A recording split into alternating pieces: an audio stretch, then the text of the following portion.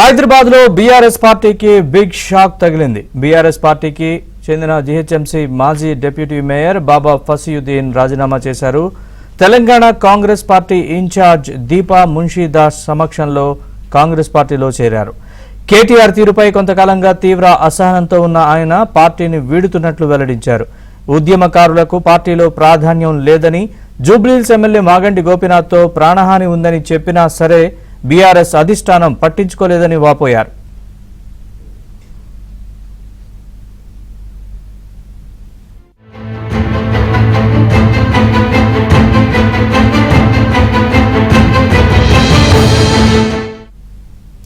GHMC మాజీ deputy mayor బాబా Fasiuddin BRS పార్టీకి రాజీనామా చేసి కాంగ్రెస్ లో చేరారు. ఇక ఇదే అంశానికి సంబంధించి మరిన్ని అప్డేట్స్ మా ప్రతినిధి నుమాన్ అడిగి తెలుసుకుందాం.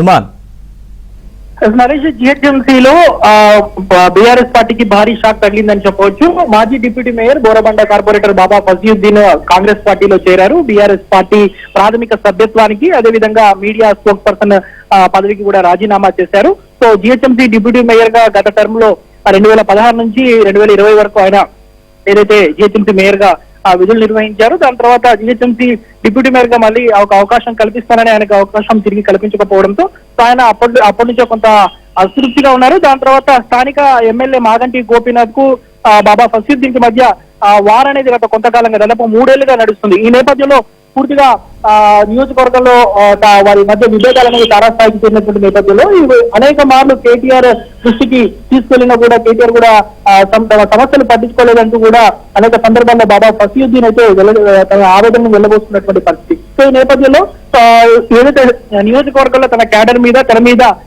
అక్రమ కేసులు బనాయించి ఎమ్మెల్యే ఇబ్బందులకు గురి చేస్తున్నారంటూ కూడా ఆయన ప్రధానంగా ఆరోపిస్తున్నటువంటి పరిస్థితి. ఈ నేపథ్యంలో వర్కింగ్ ప్రెసిడెంట్ కేటీఆర్ దృష్టికి ఎన్నోసార్లు నియోజకవర్గంలోని సమస్యలు తీసుకెళ్లినా కూడా పట్టించుకోకపోవడంతో ఆయన బీఆర్ఎస్ పార్టీకి రాజీనామా చేశారు. దాదాపు 2002 నుంచి అంటే 22 ఏళ్లుగా ఆయన బీఆర్ఎస్ పార్టీలోనే ఉద్యమకారుడిగా కూడా పనిచేస్తున్నారు. సో ఈ రోజు ఆయన తెలంగాణ కాంగ్రెస్ వ్యవహారాల ఇన్ఛార్జ్ దీపా మున్షీ సమక్షంలో కాంగ్రెస్ పార్టీలో చేరారు. సో ఈ రోజు రాత్రి రేవంత్ రెడ్డిని కూడా మర్యాద పూర్వకంగా కలిసేటటువంటి అవకాశం ఉంది. సో బాబా ఫసీయుద్దీన్ తో పాటు దాదాపు 15 నుంచి 18 మంది కార్పొరేటర్లు కూడా మరో వారం నుంచి 10 రోజుల లోపు చేరేటటువంటి అవకాశం అయితే కల్పిస్తుంది. ఎందుకంటే గ్రేటర్ హైదరాబాద్ లో కాస్త వీక్ గా ఉన్నటువంటి కాంగ్రెస్ పార్టీకి పెద్ద ఎత్తున కూడా చేరికలు అనేవి జరగబోతున్నాయని కూడా చెప్పవచ్చు. సో అందులో భాగంగానే దాదాపు 15 నుంచి 18 కార్పొరేటర్లు కూడా ఇప్పటికే బీఆర్ ఏదైతే కాంగ్రెస్ టచ్ లో ఉన్నట్టు కూడా తెలుస్తుంది. అందులో భాగంగానే ఈ నెలాఖరు లోపు కూడా భారీగా ఇంకా చేరికలు ఉంటాయంటూ కూడా ఇప్పటికే ఇటు జిహెచ్ఎంసీలో ఏదైతే జిహెచ్ఎంసీ వర్గాలకు వచ్చినటువంటి పరిస్థితి కల్పిస్తుంది. మొత్తానికైతే ఇటు బాబా ఫసీయుద్దీన్ రాజీనామాతో మాత్రం ఇటు బీఆర్ఎస్ పార్టీకి అయితే గట్టి షాక్ తగిలిందని చెప్పవచ్చు. గత కొంతకాలంగా తీవ్ర అసంతృప్తిగా ఉన్నటువంటి బాబా ఫసీయుద్దీన్ ఇటు ఒక 3 పేజీలతో ఒక లేఖను కూడా విడుదల చేశారు. సో కష్టకాలంలో ఉద్యమకారులను కానివ్వండి, పార్టీని కానివ్వండి పట్టించుకోలేదు. సో ముఖ్యంగా అధికారం కోల్పోయిన తర్వాత కూడా ఇంకా తీరు మారలేదంటూ కూడా తన లేఖలో ప్రస్తావించినటువంటి పరిస్థితి. మొత్తానికైతే ఏదైతే స్థానిక విభేదాల కారణం కానివ్వండి, అధినాయకత్వం పట్టించుకోకపోవడం వల్ల కానివ్వండి పూర్తిగా అసంతృప్తితో ఉన్నటువంటి బాబా ఫసీయుద్దీన్ ఏదైతే పార్టీకి రాజీనామా చేసి ఏదైతే కాంగ్రెస్ పార్టీలో చేరినటువంటి పరిస్థితి ఉందని చెప్పొచ్చు. నుమాన్, అయితే బాబా ఫసీయుద్దీన్ ప్రధానంగా ఎమ్మెల్యే గోపీనాథ్ తో ప్రాణహాని ఉందంటూ, అలాగే బీఆర్ఎస్ అధిష్టానం పైన కూడా ఆయన విమర్శలు చేశారు. దీనిపై బీఆర్ఎస్ ఏమైనా స్పందించిందా?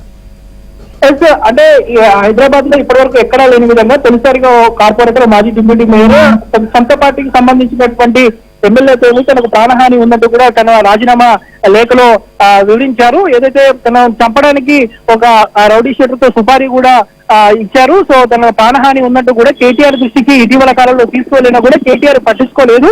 సో తన ప్రాణాలకే లక్ష్యం లేని చోట తను ఈ పార్టీలో ఏ విధంగా కొనసాగుతాను, సో తనకు ప్రాణహాని సొంత పార్టీకి సంబంధించినటువంటి కార్యకర్తలు ముఖ్యంగా ఎమ్మెల్యే మాగంటి గోపీనాథ్ అనుచరులతోనే ఉన్నటువంటి నేపథ్యంలో ఎమ్మెల్యే మాగంటి గోపీనాథ్ పిలిపించి మాట్లాడాలి, అది మీ చర్యలు తీసుకోవాలని కూడా కోరినప్పటికీ కూడా అసలు ఏమాత్రం కూడా ఏ రోజు కూడా ఇటు వర్కింగ్ ప్రెసిడెంట్ కేటీఆర్ అయితే స్పందించలేదంటూ కూడా చెప్తున్నారు. ప్రధానంగా ఏంటంటే కేటీఆర్ తీరు మీద తీవ్ర అసంతృప్తిలో ఉన్నారని చెప్పొచ్చు. ఎందుకంటే అనేక మార్లు అంటే 2020లో డిప్యూటీ మేయర్ ఇస్తానని చెప్పి తనకు తిరిగి డిప్యూటీ మేయర్ పదవి ఇవ్వకపోవడంతో అప్పటి నుంచి కొంత అసంతృప్తిగా ఉన్నారు. దాని తర్వాత నియోజకవర్గంలో స్థానిక ఎమ్మెల్యే మాగంటి గోపీనాథ్ అయితే తీవ్ర వేధింపులకు గురి చేస్తున్నారు. దాని తర్వాత కొన్ని అక్రమ కేసులు తన పిఏల మీద, తన దగ్గర పనిచేసే డ్రైవర్ల మీద కూడా బనాయించారు. తన ఏదైతే కుటుంబ సభ్యుల మీద కేసులు పెట్టారని కూడా గత కొంతకాలంగా అంటే దాదాపు 3 ఏళ్లుగా ఈ వారంతా కొనసాగుతుంది. సో ఇంత జరుగుతున్నా కూడా పార్టీ ఏ రోజు పట్టించుకోలేదు. గత ఎన్నికల్లో కూడా ఏదైతే కోస్గి కొడంగల్ నియోజకవర్గంలోని కోస్గి ఇన్ఛార్జ్ గా వేసిన తర్వాత అక్కడ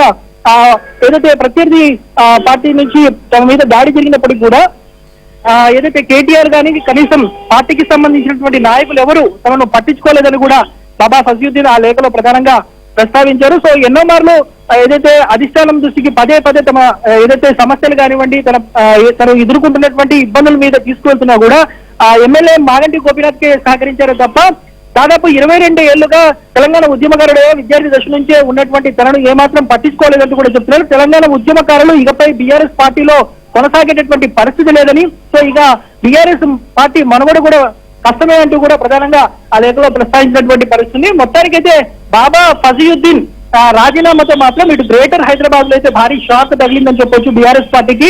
ఎందుకంటే ఇప్పటికే బీఆర్ఎస్ పార్టీకి సంబంధించినటువంటి అనేక మంది కార్పొరేటర్లు కూడా బాబా ఫసియుద్దీన్ పెద్ద ఎత్తున ఫాలోవర్స్ ఉన్నారని చెప్పొచ్చు. ఇటు మేడ్చల్ కానివ్వండి, రంగారెడ్డి, సంగారెడ్డి జిల్లాల పరిధిలో కూడా సో పెద్ద క్యాడర్ తో ఏదైతే త్వరలో కూడా ఒక సభను ఏర్పాటు చేసే విధంగా కూడా గాంధీ భవన్ లో ఒక సభను కూడా ఏర్పాటు చేసే విధంగా కూడా ఏదైతే ఏర్పాట్లు కూడా చేసుకున్నట్లు తెలుస్తుంది. ఈ నెల 15-16 తేదీలోపు దాదాపు 15 నుంచి 18 మంది కార్పొరేటర్లు కూడా ఇక బాబా ఫసియుద్దీన్ అనుచరులు కూడా చేరేటటువంటి అవకాశం ఉంది. ముఖ్యంగా ఏదైతే బలమైనటువంటి మైనార్టీ నేతగా ఉన్నటువంటి బాబా ఫసియుద్దీన్ ముఖ్యంగా ఖమ్మం కానివ్వండి, సంగారెడ్డి, అదేవిధంగా ఏదైతే నిజామాబాద్, కరీంనగర్, ఆదిలాబాద్ లాంటి ప్రాంతాల్లో బలమైనటువంటి అనుచరులు ఉన్నారు.